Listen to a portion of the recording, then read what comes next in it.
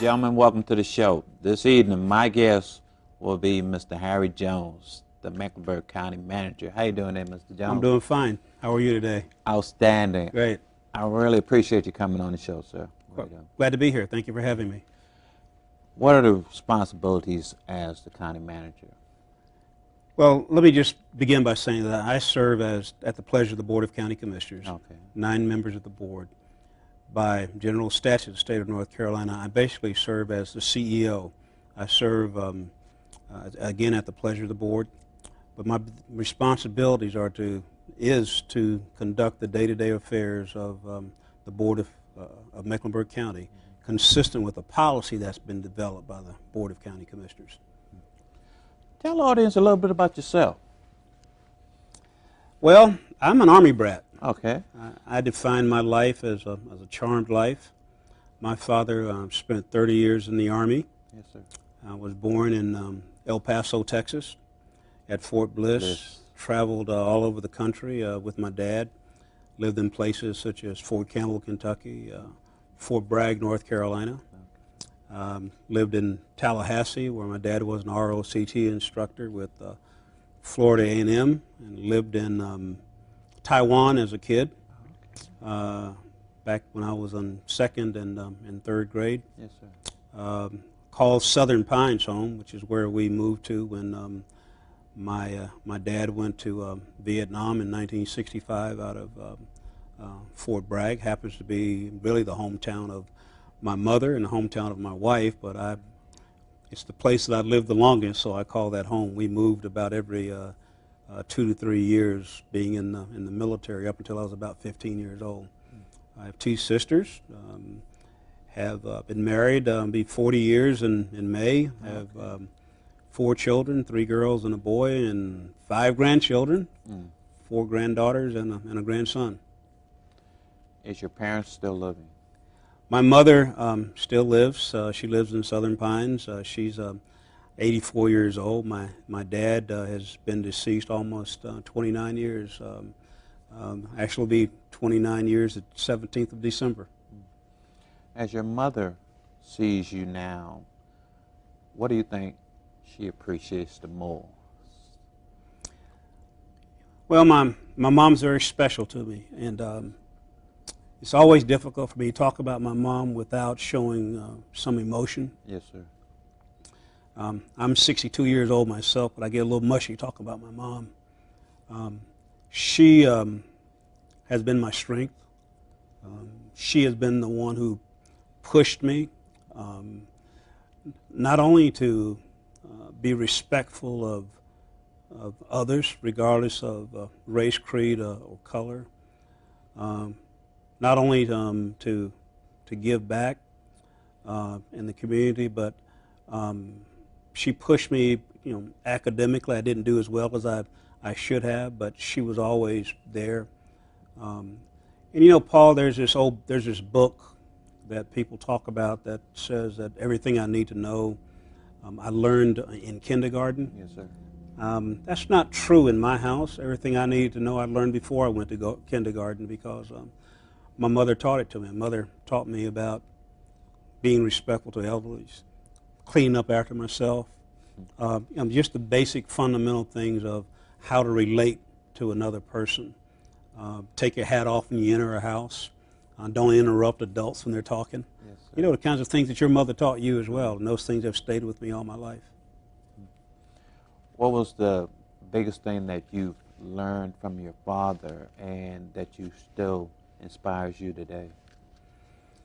It was the discipline, the making sure that things are orderly.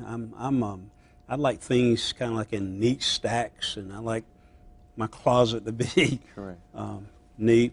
When you leave the house, to look presentable, make sure your shoes are shined and your clothes are pressed, and clean up after yourself. Police the yard. Those kinds of things that he taught me. But he taught me something else. My dad. The last time my father had to discipline me, I guess I was about 12 years old, and I had did not tell him the truth.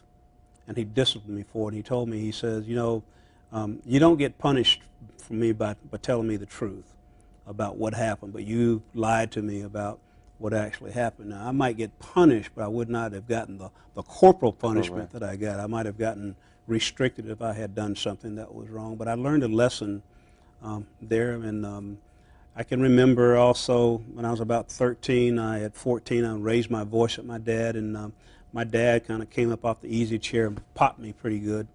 I went back to my room for about 30 seconds. I came back and I extended my hand to him. I said, "Dad, I'm sorry for raising my voice at you. I'll never do it again." And he looked at me and he didn't say much. But I heard him tell a friend some years later, he said, "That's the day that I knew that my son was a man." And so those kind of impressions that you make. But he had taught me about how to seek forgiveness for things that you've done. And when I extended my hand to him, it was based on the spirit of the things that he taught me. And it means a lot to you, these type of lessons that our parents teach us. And I see that you still use them today as far as integrity and, and all that the love that you have for the city of Charlotte. I see it within you as far as seeing us grow into a better community. I see that within yourself. And as you operate the county manager's position, I really see that passion that you have. Well, thank you. I could have, I think, been retired had I stayed with Procter & Gamble. My first job out of college, when I finished the University of North Carolina at Chapel Hill in 1972, was I worked for Procter & Gamble. And I was on a management track, and I believe had I stayed with them, I would have been a very wealthy man today, just based on the profit sharing that they have with their stock. But I knew that that wasn't my calling. What led me to public service was the things that I did as a kid in high school. I can remember writing letters to the editor of the newspaper about the differences in conditions that I saw between the west side of town where African Americans lived and the east side of town where Caucasians lived. When I saw right away that needed to be mowed, I would write letters, or I would attend city council meetings or town council meetings and speak out. And I began to see how the city manager responded to those things. And I would go by and talk to the city manager about what he did. Not at that time knowing that's really what I wanted to do. But later, as I went on to school, I started thinking more and more about, hey, this might be something where you can really make and have an impact on people's lives. And that's how I actually decided to get into public service. It's a way to make a difference. Hugh McCall, a man that I admire immensely, I once heard him say that if you're going to live someplace, then you ought to attempt to make it the best someplace to live. And so in my own way, I'm trying to make this the best someplace to live by working with the various people that I have to work with to make this community better. It's your 11th term. What do you base your success on? Well, I think the success that I've had as a member of Congress is based on what I was doing before I went to Congress, really. I was born and raised in this community in Charlotte, Mecklenburg. Grew up here, went to public schools here, went away to undergraduate school at Chapel Hill and to Yale Law School, but came back in the early 70s and spent a lot of time in the community because I came to a law firm that was in the process of changing the Charlotte community. And I've witnessed all of the changes that have taken place, many of the changes that have taken place in our community over the years. going to Congress was kind of a logical extension of what I was already doing, and so I think that's been very beneficial to me. I've seen the challenges of our community, and I've seen the successes of our community, and I think I have had a better understanding of what those challenges are and what opportunities can be there if we take advantage of them to create opportunity for everybody in the community. So I think that's probably sums it up pretty well. And I applaud you, sir, because you've done a great job representing the 12th District. Thank you. And I just want to ask a question as far as gun control. Do you think there should be more restriction on guns in our community?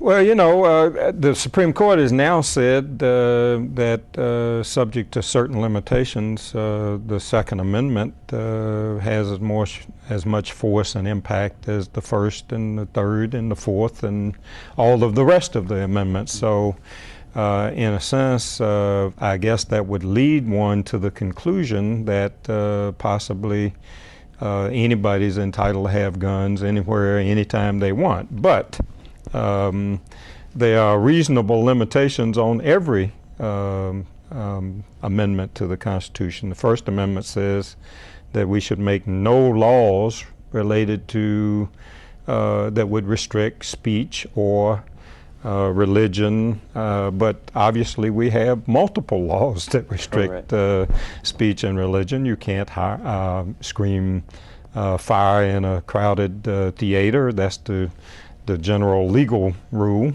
That would be the ultimate free speech if you could say anything, anywhere, anytime. And the same thing applies in gun control. Reasonable constraints can be placed on the possession, use, ownership, sale of guns, just like we can place reasonable restrictions on speech. And we've placed some restrictions on guns. We probably need to consider placing additional restrictions on the sale and use of guns. And so I'm open to that, although I'm not, it's not one of the things that I'm out there agitating for on a continuing basis, just like I'm not out there agitating to control speech more and more and more. I mean, it's, all of these things have to be done with some degree of moderation. I know we have a big issue in our, not only community, but country on unemployment. How do we solve that problem?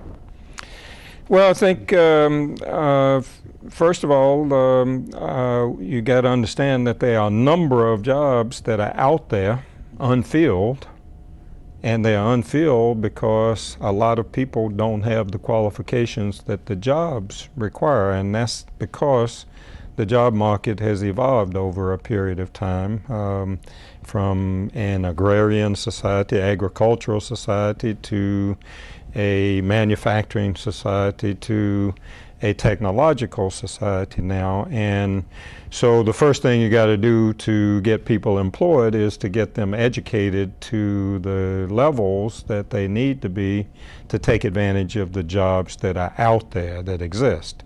The estimate is that if we just fill the vacant jobs that are out there that people don't possess the qualifications for, we would bring down unemployment by 1.5% to 2%. Now that wouldn't get you everywhere you need, right. So you need to be creating additional jobs, and I think part of that challenge is bringing manufacturing and other jobs back to the United States that have gone offshore looking for lower wages. Primarily, that's why they've gone offshore. And a lot of companies are now realizing that lower wages without the skill sets and commitment of workers is not as important as having good workers who are willing to go to work and do the work at high quality levels. So we're seeing a lot of companies that are bringing jobs back to the United States, and some of that has to do with tax policy. Okay. So there are, as with most issues that we deal with, there's no one answer to solving unemployment problem or the employment issue. There are multiple things that need to be done and can be done to address the issue. Or how about the individuals that are probably considered to be overqualified? You know, the individuals that have the higher education but still can't get that job. Well, overqualification is, I mean, you have to talk about what that means. You can be overqualified for one thing and underqualified for the thing that's available, right? So we've got a lot of people who have college degrees, even, who still don't have the technology skills to do technology jobs that are available. So you can be very qualified for some set of jobs and still not very qualified for the jobs that for other set of jobs. I'm underqualified to be a baseball player, probably qualified to be a lawyer or a congressman, underqualified to be a computer operator. Yes, sir. I mean, I'm just not technologically savvy, and a lot of the jobs now require technological knowledge and savvy, and that's why our community colleges have become so important, because actually in solving the joblessness problem or the unemployment problem, community colleges have become a lot more important than four-year colleges, because they can train people in 6 months to do the skills that they need to have to actually do the jobs, rather than giving them a four-year general education that sometimes doesn't train you for much of anything other than you're able to hold up a piece of paper and say, I got a diploma. Garry McFadden from Charlotte Mecklenburg Police Department Homicide Unit. How you doing there? I'm doing fine. Great. Doing fine, Mr. Brown. Tell the audience a little bit about yourself. Well, I retired from Charlotte Mecklenburg Police Department July 31st, 2011, after 29 years of service with the Charlotte Mecklenburg Police Department. I left as a homicide detective after being there for 20 years, and September 1st, they hired me back to come and work the DNC. Awesome, awesome. What do you like most about being a homicide detective? I just love the people, meeting the families. To me, it was much more after the homicide, because you get to know the family, you get to know the victims, and you get to know what life was really like for the victim and what happened up until the homicide. And I think I like that part of it, and then dealing with the family. That was my true love, dealing with the families. One big issue we have in our community is our youth and homicide. Why is that becoming a big issue? Well, I think our youth today look at us like we don't care about them. We look at them like we don't care about you. Because in talking to youth, which I do just about every week, sometime every day, I sit down or go where they are and have true conversation with them. No cameras, no media, no hoopla, just what's going on in your life. And then it's consistent. I found out if you be more consistent in being in their lives, you will find out more, peel back the layers, and they'll open up to you. Okay, you said more into their lives. What do you mean by that? Well, I talked to an individual that I had sent to prison for committing murder, 2 counts of murder. And he was 17 years old when he committed the murder, and he's now 21 years old in prison. And I talked to him a couple of times since he's been in prison, and he said something that really just, touched me. He says, when we were talking about why he did the murder and what happened in his life, he says that the negative in the community was more consistent than the positive. And I asked him to explain that to me. and we just talked about it. And that's something I always remember him talking about, because he said, you know, out of all the mentoring groups and all the people who come and believe that they are really helping, they're only helping for 4 hours once a month or once a weekend, 4 hours. And he said, they take us out, they take us to the basketball games, they get us tickets to the Panthers game, we go to play golf, we learn tennis and all, and we always go eat pizza, and then they drop us right back into the problems that we had. But where are they when we want to talk to them at 2 o'clock in the morning, or are they really keeping up with me prior to that weekend they're going to be with me? Why not call me on the Tuesday and says, what's going on? Let me just pick you up and let's talk to you. So then when they feel like nobody really cares, they have a sense of not caring for themselves too. So it's another means of being consistent as far as, you know, letting the child know that you're not just concerned during a certain time frame, like on, just like you said, Saturdays or weekends, but at all times. Right. I mean, I believe if you take the young men phone numbers, when you're talking to them, you just can periodically call them. You know, when I call the guys going back to school this year, I said, okay, first day of school, man, you know, everything will be all right. Yeah. After that first day of school, call back. How was it? You know, who's in school? Nothing have to be structured, just general conversation. Me and 4 young men went out to lunch one day just after they got an award that 90% of the parents weren't there to see them receive their award. And that was heartbreaking to me. So 3 or 4 of us just went out to lunch, and it was the best time we had that day. And I mean, for them, they still call, and all they want to do is to go out to have lunch again with me, and that's it. I noticed that a lot of our youth, especially the young men, they just want, just like you said, they want some communication. They have a lot to talk about. Right. You know, one young man didn't come to a meeting one night, and I asked him why you didn't come up to the meeting that morning. And he said, can I talk to you later? And I said, yeah. And he says, you know, last night the police raided our house looking for my brother.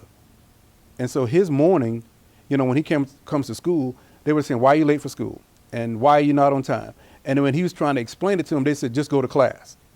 That was his morning, not knowing that he just came out of a situation where he was dealing with the police. He was placed on the floor by the officers to secure the house, and they're looking for his brother. They get him off the floor.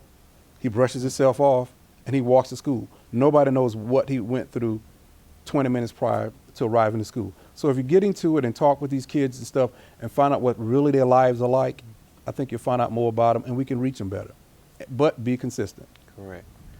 How is it so that our youth can go to school? Do you think that's a big issue as far as them coming to school after dealing with a situation like the young man Yeah. and be able to really function in our school system? And that is what the kids or the young people say. Well, if there's a shooting in the neighborhood or a school classmate is killed overnight, Charlotte Mecklenburg is going to send counselors to the school, okay, because they heard about somebody getting shot. The kid said that really doesn't affect me if I don't know the person. Mm-hmm. You know, they can come and bring the counselors, but here's something directly affects me because I was placed on the floor. I was handcuffed. You know, I had to sit in a police car and wait for somebody to ID me not as my brother.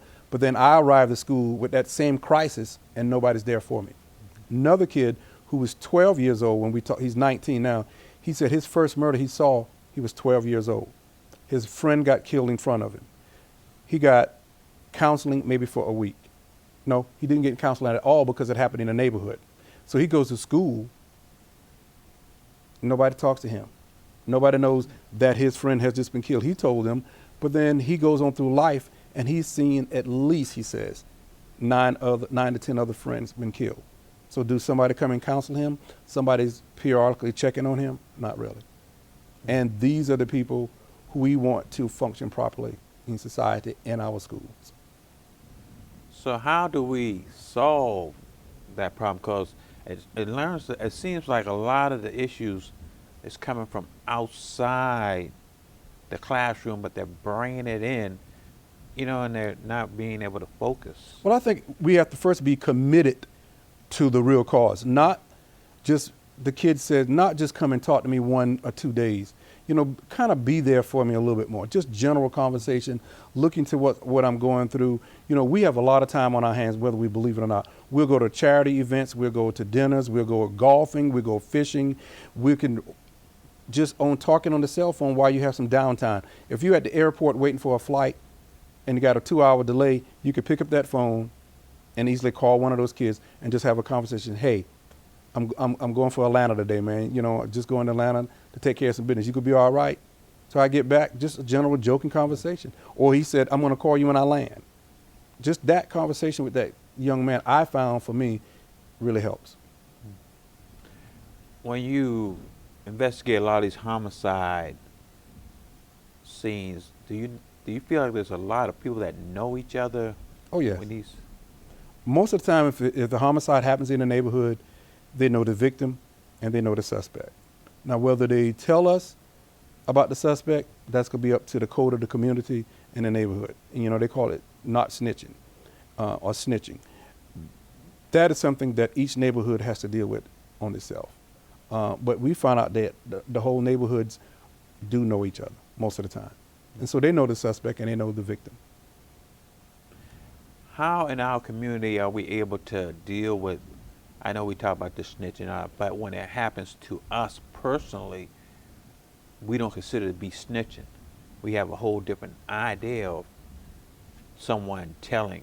But see, that's what I think it takes us to go in the community and educate the community what you believe snitching is. When the drug dealer's on the corner, I tell them, I put it to them as this. If me and you are standing on the corner selling drugs and the officer sees us and they jump out and chase us and they only catch me, then I would consider, if I tell them, well, that's Mr. Brown was with me, I would consider that snitching. They consider that snitching. But I don't even consider it really snitching. It's that this is what the community has said, this is snitching. But when somebody's killed in the neighborhood, there's a killer in the neighborhood. They have killed somebody in your neighborhood. So you're not going to tell us and let a killer remain in the neighborhood. I can't understand that. I'll never understand that, because that person has killed somebody. That person may kill somebody you love or may even kill you. So you're going to just let that person run rampant in the neighborhood? No. I think that's when you need to educate the community. We cannot have this type of activities in our community.